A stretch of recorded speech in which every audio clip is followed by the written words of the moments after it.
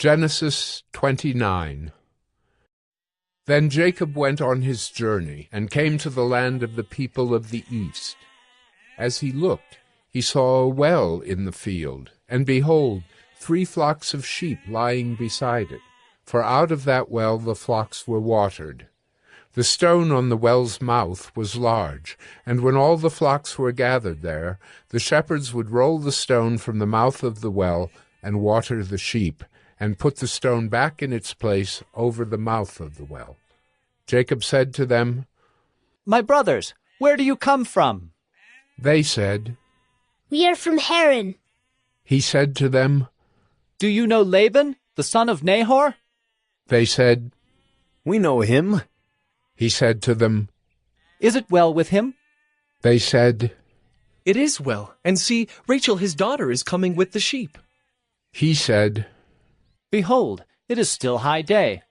It is not time for the livestock to be gathered together. Water the sheep and go, pasture them."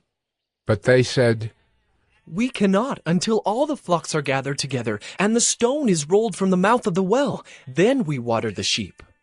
While he was still speaking with them, Rachel came with her father's sheep, for she was a shepherdess. Now as soon as Jacob saw Rachel, the daughter of Laban, his mother's brother, and the sheep of Laban, his mother's brother, Jacob came near and rolled the stone from the well's mouth, and watered the flock of Laban, his mother's brother. Then Jacob kissed Rachel and wept aloud. And Jacob told Rachel that he was her father's kinsman, and that he was Rebekah's son. And she ran and told her father. As soon as Laban heard the news about Jacob, his sister's son, he ran to meet him and embraced him and kissed him and brought him to his house. Jacob told Laban all these things, and Laban said to him, "Surely you are my bone and my flesh."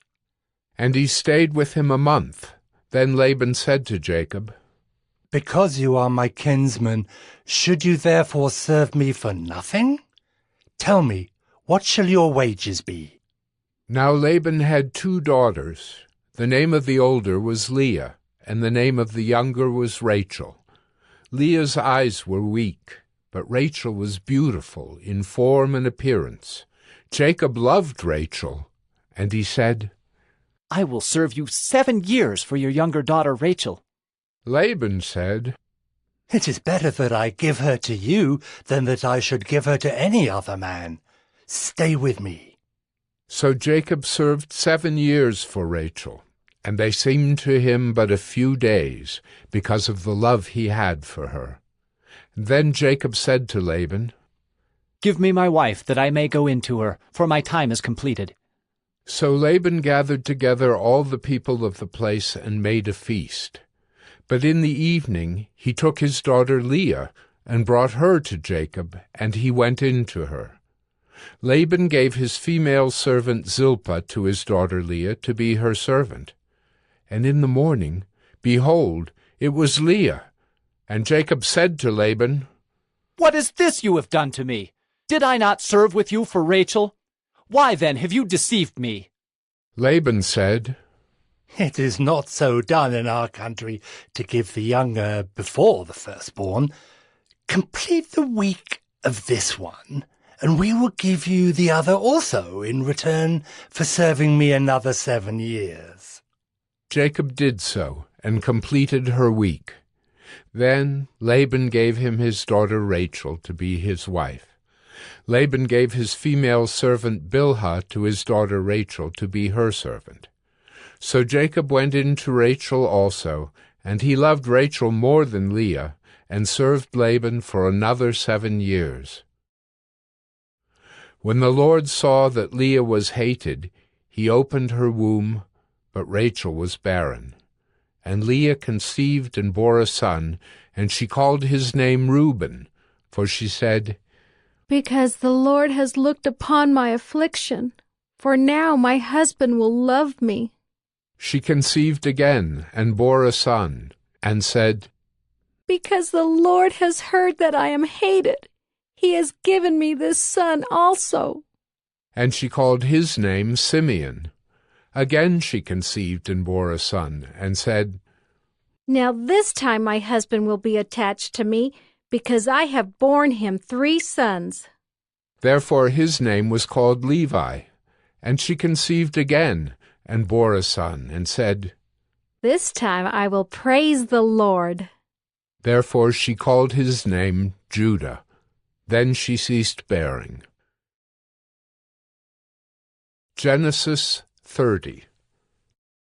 When Rachel saw that she bore Jacob no children, she envied her sister. She said to Jacob, Give me children, or I shall die. Jacob's anger was kindled against Rachel, and he said, Am I in the place of God, who has withheld from you the fruit of the womb?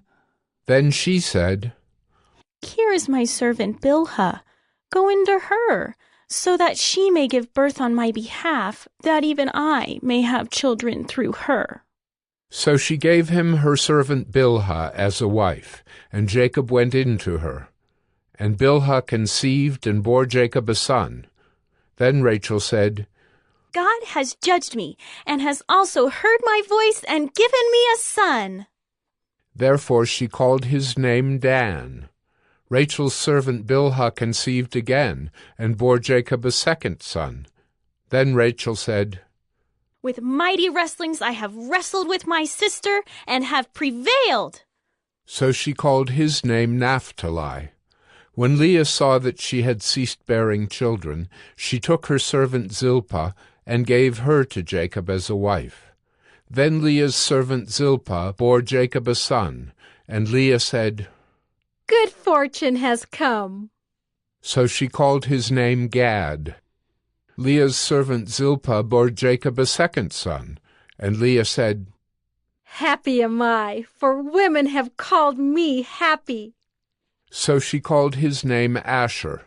In the days of wheat harvest, Reuben went and found mandrakes in the field, and brought them to his mother Leah. Then Rachel said to Leah, Please, give me some of your son's mandrakes. But she said to her, Is it a small matter that you have taken away my husband? Would you take away my son's mandrakes also? Rachel said, Then he may lie with you tonight in exchange for your son's mandrakes. When Jacob came from the field in the evening, Leah went out to meet him and said, You must come in to me, for I have hired you with my son's mandrakes. So he lay with her that night, and God listened to Leah, and she conceived and bore Jacob a 5th son. Leah said, God has given me my wages, because I gave my servant to my husband. So she called his name Issachar. And Leah conceived again, and she bore Jacob a 6th son. Then Leah said, God has endowed me with a good endowment. Now my husband will honor me, because I have borne him 6 sons. So she called his name Zebulun. Afterward she bore a daughter, and called her name Dinah. Then God remembered Rachel, and God listened to her and opened her womb. She conceived and bore a son, and said, God has taken away my reproach. And she called his name Joseph, saying, May the Lord add to me another son. As soon as Rachel had borne Joseph, Jacob said to Laban, Send me away, that I may go to my own home and country. Give me my wives and my children, for whom I have served you, that I may go, for you know the service that I have given you. But Laban said to him, If I have found favor in your sight, I have learned by divination that the Lord has blessed me because of you. Name your wages, and I will give it. Jacob said to him, You yourself know how I have served you, and how your livestock has fared with me. For you had little before I came, and it has increased abundantly, and the Lord has blessed you wherever I turned. But now, when shall I provide for my own household also? He said, What shall I give you? Jacob said, You shall not give me anything. If you will do this for me, I will again pasture your flock and keep it. Let me pass through all your flock today, removing from it every speckled and spotted sheep, and every black lamb, and the spotted and speckled among the goats, and they shall be my wages. So my honesty will answer for me later, when you come to look into my wages with you. Every one that is not speckled and spotted among the goats, and black among the lambs, if found with me, shall be counted stolen. Laban said, Good, let it be as you have said. But that day Laban removed the male goats that were striped and spotted, and all the female goats that were speckled and spotted, every one that had white on it, and every lamb that was black, and put them in the charge of his sons. And he set a distance of 3 days' journey between himself and Jacob, and Jacob pastured the rest of Laban's flock. Then Jacob took fresh sticks of poplar and almond and plane trees, and peeled white streaks in them, exposing the white of the sticks. He set the sticks that he had peeled in front of the flocks in the troughs, that is, the watering places where the flocks came to drink. And since they bred when they came to drink, the flocks bred in front of the sticks, and so the flocks brought forth striped, speckled, and spotted. And Jacob separated the lambs, and set the faces of the flocks toward the striped and all the black in the flock of Laban. He put his own droves apart, and did not put them with Laban's flock. Whenever the stronger of the flock were breeding, Jacob would lay the sticks in the troughs before the eyes of the flock, that they might breed among the sticks. But for the feebler of the flock he would not lay them there. So the feebler would be Laban's, and the stronger Jacob's. Thus the man increased greatly, and had large flocks, female servants and male servants, and camels and donkeys. Psalm 11. To the choirmaster, of David. In the Lord I take refuge. How can you say to my soul, Flee like a bird to your mountain? For behold, the wicked bend the bow. They have fitted their arrow to the string, to shoot in the dark at the upright in heart. If the foundations are destroyed, what can the righteous do? The Lord is in his holy temple. The Lord's throne is in heaven. His eyes see, his eyelids test the children of man. The Lord tests the righteous, but his soul hates the wicked and the one who loves violence. Let him rain coals on the wicked. Fire and sulfur and a scorching wind shall be the portion of their cup. For the Lord is righteous. He loves righteous deeds. The upright shall behold his face. Proverbs 16. The plans of the heart belong to man, but the answer of the tongue is from the Lord. All the ways of a man are pure in his own eyes, but the Lord weighs the spirit. Commit your work to the Lord, and your plans will be established. The Lord has made everything for its purpose, even the wicked for the day of trouble.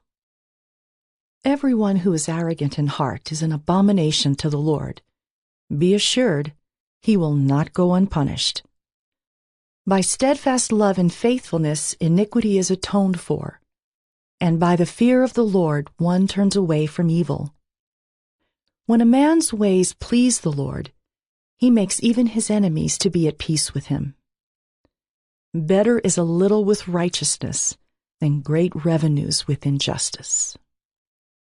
The heart of man plans his way, but the Lord establishes his steps. An oracle is on the lips of a king. His mouth does not sin in judgment. A just balance and scales are the Lord's. All the weights in the bag are his work. It is an abomination to kings to do evil, for the throne is established by righteousness. Righteous lips are the delight of a king, and he loves him who speaks what is right. A king's wrath is a messenger of death, and a wise man will appease it. In the light of a king's face there is life, and his favor is like the clouds that bring the spring rain. How much better to get wisdom than gold! To get understanding is to be chosen rather than silver. The highway of the upright turns aside from evil. Whoever guards his way preserves his life. Pride goes before destruction, and a haughty spirit before a fall. It is better to be of a lowly spirit with the poor than to divide the spoil with the proud. Whoever gives thought to the word will discover good, and blessed is he who trusts in the Lord. The wise of heart is called discerning, and sweetness of speech increases persuasiveness. Good sense is a fountain of life to him who has it, but the instruction of fools is folly. The heart of the wise makes his speech judicious and adds persuasiveness to his lips. Gracious words are like a honeycomb, sweetness to the soul and health to the body. There is a way that seems right to a man, but its end is the way to death. A worker's appetite works for him, his mouth urges him on. A worthless man plots evil, and his speech is like a scorching fire. A dishonest man spreads strife, and a whisperer separates close friends. A man of violence entices his neighbor and leads him in a way that is not good. Whoever winks his eyes plans dishonest things. He who purses his lips brings evil to pass. Gray hair is a crown of glory. It is gained in a righteous life. Whoever is slow to anger is better than the mighty, and he who rules his spirit than he who takes a city. The lot is cast into the lap, but its every decision is from the Lord. Matthew 23. Then Jesus spoke to the multitudes and to his disciples, saying, The scribes and the Pharisees sit in Moses' seat. Therefore, whatever they tell you to observe, that observe and do. But do not do according to their works, for they say and do not do. For they bind heavy burdens hard to bear and lay them on men's shoulders. But they themselves will not move them with one of their fingers. But all their works they do to be seen by men. They make their phylacteries broad and enlarge the borders of their garments. They love the best places at feasts, the best seats in the synagogues, greetings in the marketplaces, and to be called by men, Rabbi, Rabbi. But you do not be called Rabbi, for one is your teacher, the Christ, and you are all brethren. Do not call anyone on earth your father, for one is your Father, he who is in heaven. And do not be called teachers, for one is your teacher, the Christ. But he who is greatest among you shall be your servant. And whoever exalts himself will be abased, and he who humbles himself will be exalted. But woe to you, scribes and Pharisees, hypocrites! For you shut up the kingdom of heaven against men. For you neither go in yourselves, nor do you allow those who are entering to go in. Woe to you, scribes and Pharisees, hypocrites! For you devour widows' houses, and for a pretense make long prayers. Therefore you will receive greater condemnation. Woe to you, scribes and Pharisees, hypocrites! For you travel land and sea to win one proselyte, and when he is won, you make him twice as much a son of hell as yourselves. Woe to you, blind guides, who say, Whoever swears by the temple, it is nothing, but whoever swears by the gold of the temple, he is obliged to perform it. Fools and blind! For which is greater, the gold or the temple that sanctifies the gold? And whoever swears by the altar, it is nothing. But whoever swears by the gift that is on it, he is obliged to perform it. Fools and blind! For which is greater, the gift or the altar that sanctifies the gift? Therefore he who swears by the altar swears by it and by all things on it. He who swears by the temple swears by it and by him who dwells in it. And he who swears by heaven swears by the throne of God and by him who sits on it. Woe to you, scribes and Pharisees, hypocrites! For you pay tithe of mint and anise and cumin, and have neglected the weightier matters of the law, justice and mercy and faith. These you ought to have done, without leaving the others undone. Blind guides who strain out a gnat and swallow a camel. Woe to you, scribes and Pharisees, hypocrites! For you cleanse the outside of the cup and dish, but inside they are full of extortion and self-indulgence. Blind Pharisee, first cleanse the inside of the cup and dish, that the outside of them may be clean also. Woe to you, scribes and Pharisees, hypocrites! For you are like whitewashed tombs, which indeed appear beautiful outwardly, but inside are full of dead men's bones and all uncleanness. Even so, you also outwardly appear righteous to men, but inside you are full of hypocrisy and lawlessness. Woe to you, scribes and Pharisees, hypocrites! Because you build the tombs of the prophets and adorn the monuments of the righteous, and say, if we had lived in the days of our fathers, we would not have been partakers with them in the blood of the prophets. Therefore you are witnesses against yourselves, that you are sons of those who murdered the prophets. Fill up, then, the measure of your father's guilt.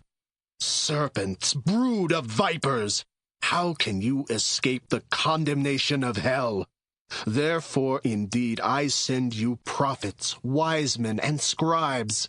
Some of them you will kill and crucify, and some of them you will scourge in your synagogues and persecute from city to city, that on you may come all the righteous bloodshed on the earth, from the blood of righteous Abel to the blood of Zechariah, son of Berechiah, whom you murdered between the temple and the altar.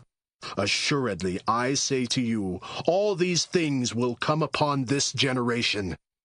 O Jerusalem, Jerusalem, the one who kills the prophets and stones those who are sent to her. How often I wanted to gather your children together, as a hen gathers her chicks under her wings, but you were not willing. See, your house is left to you desolate. For I say to you, you shall see me no more till you say, Blessed is he who comes in the name of the Lord.